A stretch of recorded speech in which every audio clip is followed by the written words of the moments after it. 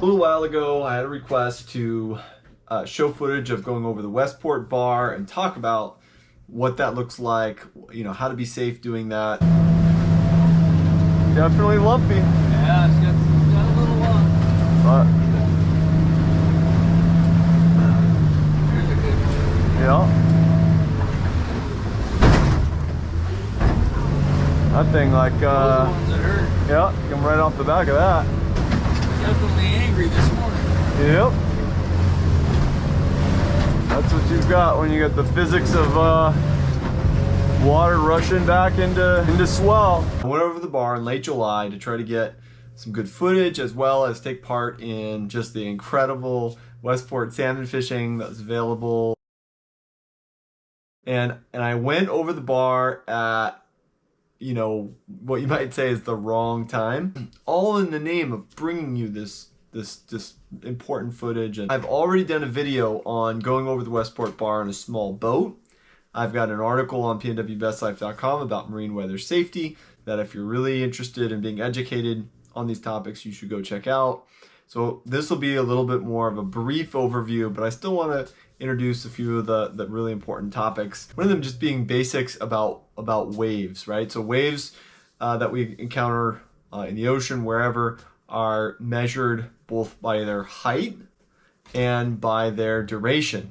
So 5 feet at 8 seconds means you have a 5-foot wave measured from the base to the top, and that you're going to encounter every 8 seconds. If you weren't moving, if you were speeding into the wave, obviously you will encounter them more often than 8 seconds. Now, what's interesting about a bar, and it doesn't have to be a river bar, it could be any point of land where the seafloor rises over a short distance, and that effect, the physics of that effect, it creates steeper, more unstable wave action that you have to contend with. So in the case of a river bar, you got to be really careful when you go across the bar, specifically around the tidal currents, what the tidal currents are doing.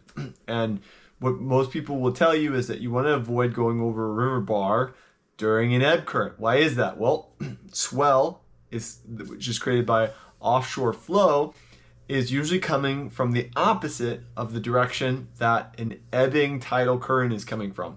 So from the river mouth, you have the ebb current and you have the river flow coming from that mouth against, in the case of Westport, against a west swell that's predominantly west, might be northwest, might be southwest. You're never going to have an east flow. But it really matters how strong the ebb current is, and it really matters how high the west swell is.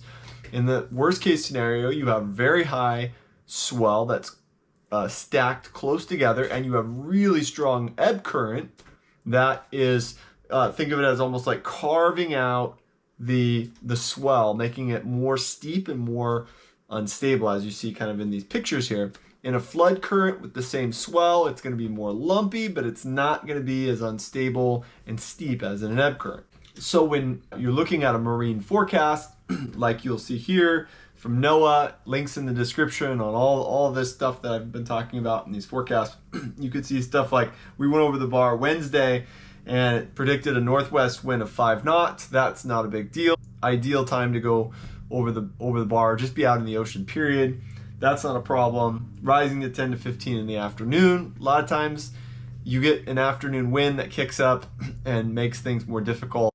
So I usually like to be on the water first thing, get the fishing done, get out of there before that higher wind kicks up. It said seas 3 to 5 feet, wave detail west 5 at 8 seconds. That's probably about what we experienced, maybe a little closer to 4. But this matters for the bar. On the bar, you're not necessarily going to experience 5 feet at 8 seconds, as you'll see in this video. The other really important piece of information we want to know is, what are the currents doing? I have Navionics on my phone, on my iPad, on my Raymarine unit. Like I've got it in 3 different places. And one of the things you can do in Navionics is you can look on one of these current stations. You can look at the predicted current. You could also look at the tides.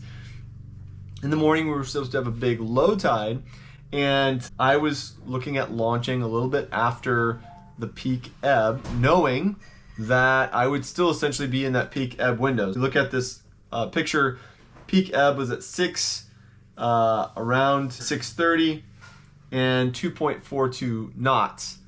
And then at 7:30, it was at 2.3 knots. So really no difference. We're still in the peak ebb window. I think I launched around 7. I wanted to get the boat in the water before low tide, but it meant I was either going to be hanging out in the harbor for a while, or I was going to be going over the bar near max ebb. And because the afternoon wind was kicking up, I said, look, let's go full send on this. I've got a boat that can handle the conditions, 4 to 5 foot swell, but I don't know that I would want to do much more than that, not from a safety standpoint, although there is that factor, but just from a pure, I don't know, comfort factor. It was uncomfortable at times. Oh boy.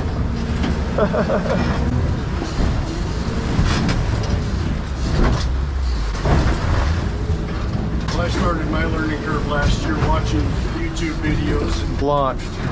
Holy cow, dude. I think I'm kind of done with this bar. What do you guys think? Yeah, I haven't seen it like this in a while. I'm done being on the bar. I'm ready for some traveling ocean. So generally, you want to avoid max ebb. Go an hour later, or go on the flood current, or be out in the ocean during max ebb already, and and come back after that.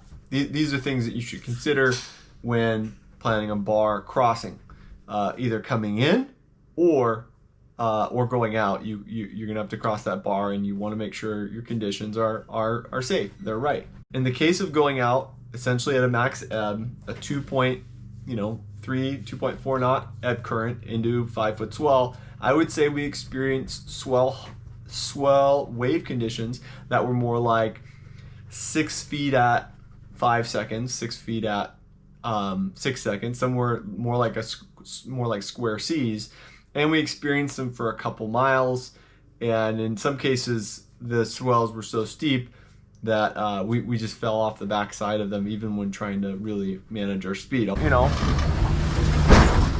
Whoa! Shit! That I did not expect. Although I was looking at the video, I was probably trying to go a little too fast over some of the sections, thinking I could power through it, but some of the waves were really steep, and that was probably a bad idea, and I'd go a little slower in the future. But the payoff is outstanding. Here you can see we're landing a 27-pound chinook. My buddy caught.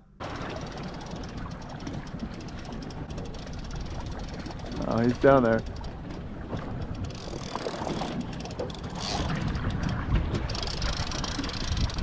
All right, lift. Oh shoot! Oh, got him. He's a pig. Nice. Nice. That's what we came for. That's it right there. That's what we came for. And then it just grinds on him. Look at that. Our total catch for the day, for the 3 of us, we each got a chinook, we each got a coho. Several of the coho were close to 10 pounds. The other 2 chinook were 14 and 15 pounds. It can be incredible fishing, but you gotta be smart, you gotta be wise when it comes to marine weather forecasts, and you've gotta know the capabilities of yourself as a boat captain, as well as the capabilities of your boat. And I can't supply that information for you, but hopefully this video gives you some idea of what it looks like in these different conditions and what to look for to make your own trip plans. You can always reach out to me through the YouTube comments, Instagram at Pacific NW Best Life, email kyle@pnwbestlife.com. I respond to emails, especially questions about marine weather, forecasts, trip planning, and I'll be happy to try to help you out if I can. And good luck out there. Stay safe. Don't forget to hit the like button. Subscribe if you're not already subscribed. You're already subscribed, right? Of course you are. So see you out there. First time I did this with my jet boat, going over it, I had a cooler on the bow. Big mistake. yep. The cooler eventually wound its way right up to my windshield, blocking my wipers from moving. Oh no.